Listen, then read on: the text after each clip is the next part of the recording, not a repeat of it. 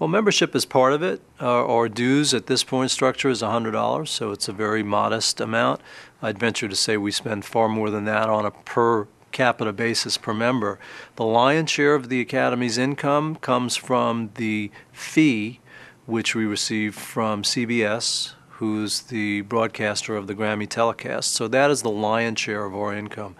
We also have a number of relationships with corporate America where we have sponsorship deals, which bring in a fair amount of revenue. So that's another source.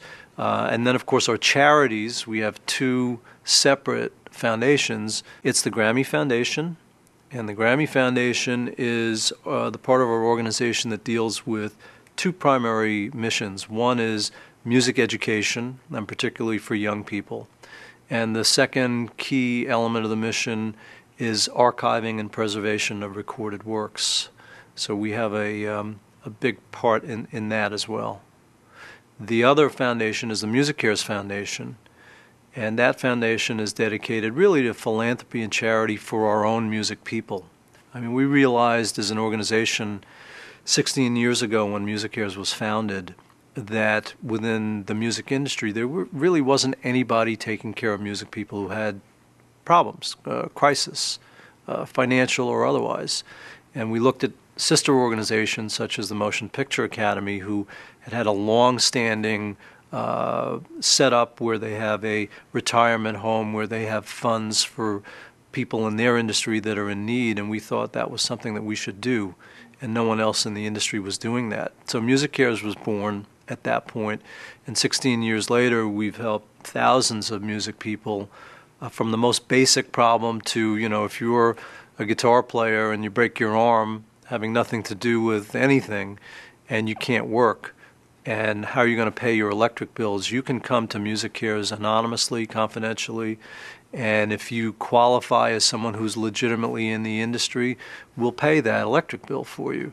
That's the most basic. The more complicated and serious is our whole substance abuse program, where we have caregivers and health and human services people around the country who refer music people into programs and get them help. And then in the last year we merged with another well-known organization called MAP, the Musicians Assistance Program, which was run by Buddy Arnold, who was doing the same thing. And now together as a combined entity, we're probably the leading organization in the music world that helps reach out to music people who have substance abuse problems. So that is our Musicares Foundation. And most recently, the thing I think we're most proud of is the Musicares Hurricane Relief Fund, which we established 3 days after Katrina hit the Gulf Coast, and we funded with an initial $1 million contribution. We've now raised over $4 million. We've helped over 3,000 music people getting back on their feet. And then we've also partnered with The Edge and Bob Ezrin, who've set up Music Rising.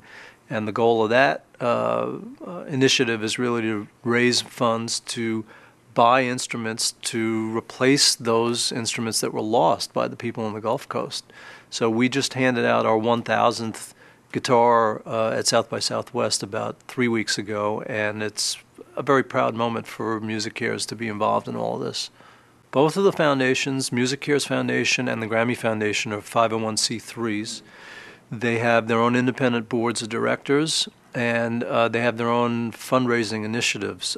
Perhaps the best known of those would be the Musicares Person of the Year dinner that we hold 2 nights before the Grammys every year.